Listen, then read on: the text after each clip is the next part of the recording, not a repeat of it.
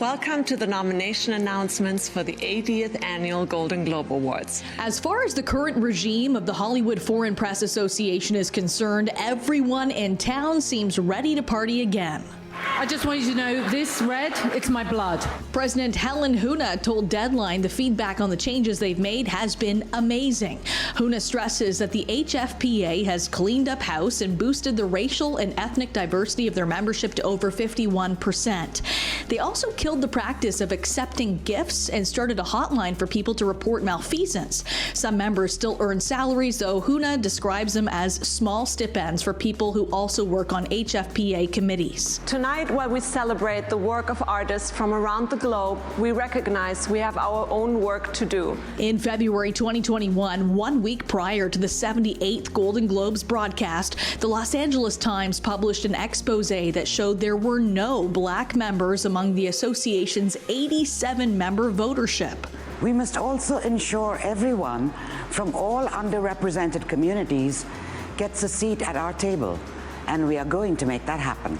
Following the article's publication, the group faced backlash from a range of film professionals, including Ava DuVernay, Scarlett Johansson, and Tom Cruise, who returned his 3 Golden Globe statues in protest.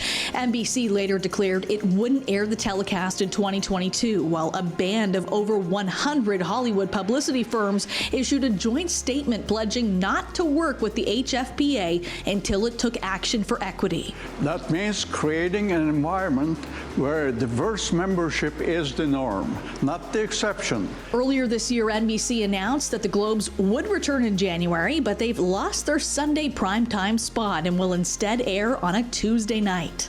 I wanted to win. I'm happy I won. Comedian and actor Jared Carmichael will host the embattled awards body's first live telecast in nearly 2 years.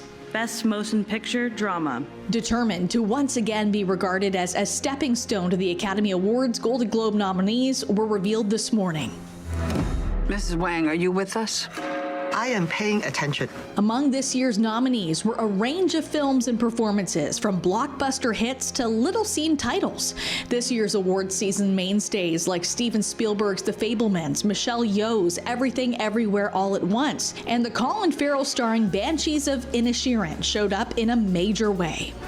I am queen of the most powerful nation in the world, and my entire family is gone. But the Globe nominations also provided a much-needed boost to performances from Angela Bassett, Dolly DeLeon, Jeremy Pope, and Diego Calva.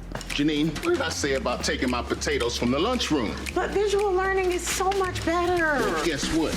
Now you have 0 potatoes.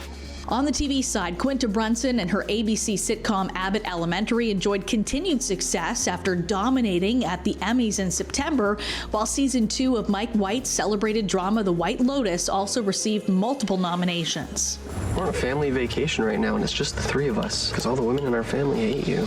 But not all have been sold on the revamped HFPA. Brendan Fraser was nominated for Best Actor in a Drama this morning, but says he will not attend the ceremony after he alleged that he was sexually assaulted by one of its former presidents.